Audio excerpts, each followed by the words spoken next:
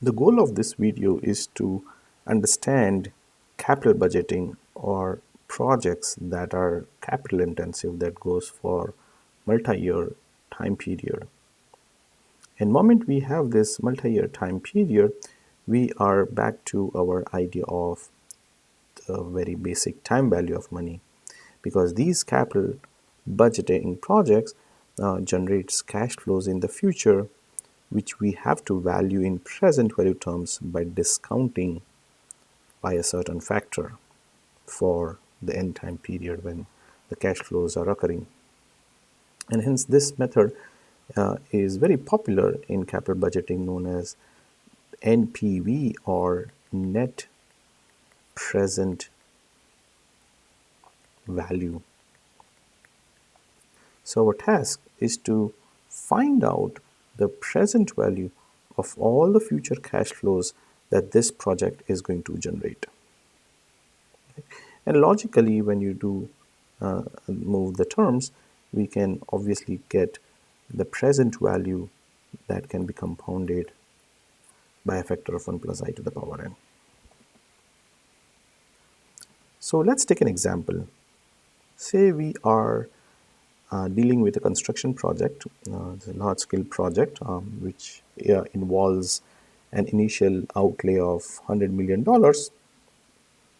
and this project is going to generate a cash flow of $40 million after 2 years and $80 million at the end of year 3.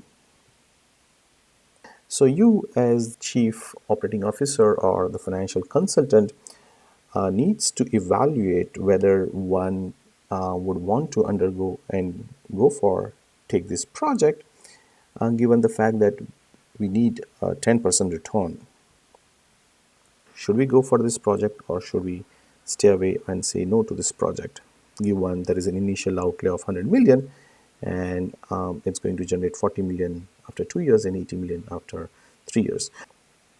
Now obviously, on the face of it, you might say that though there is initial outlay of 100 million, it's going to generate 40 plus 80, which is 120 million. So it's going to generate positive cash flows in the net terms.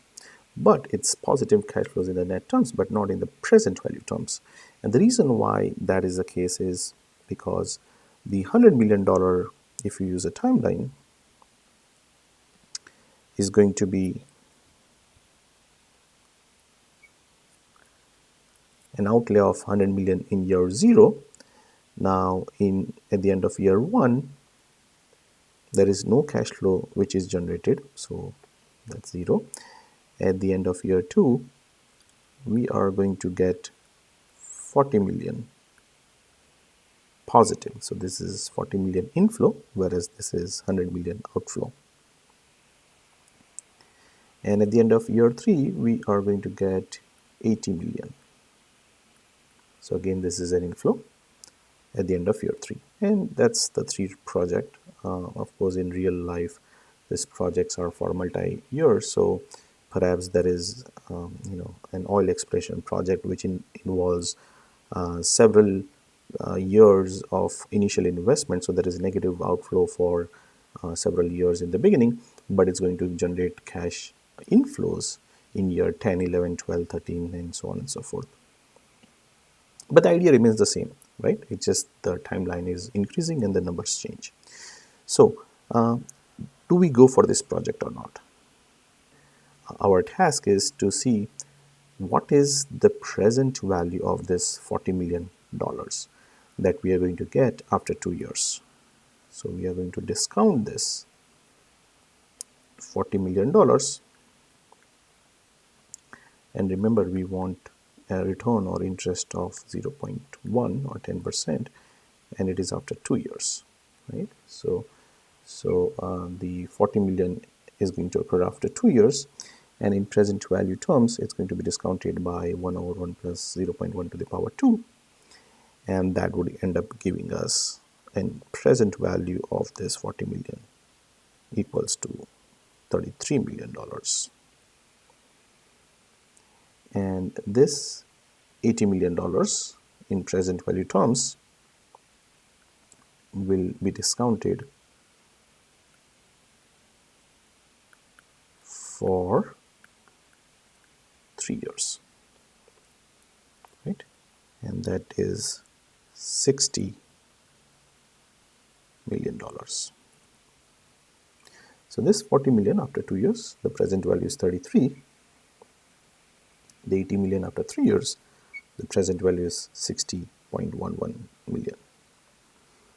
So this is an inflow in today's terms, and this is an outflow. Remember, there's a negative sign in today's terms. So when you add all the numbers, including the minus 100, we get negative $6.84 million. This is what is known as net present value. And notice, net present value in this case is a negative number, so we are making losses if we go for this project, and hence our answer to this project is a no. We would end up in present value losing $6.8 million, and hence it does not make financial sense to invest in this project.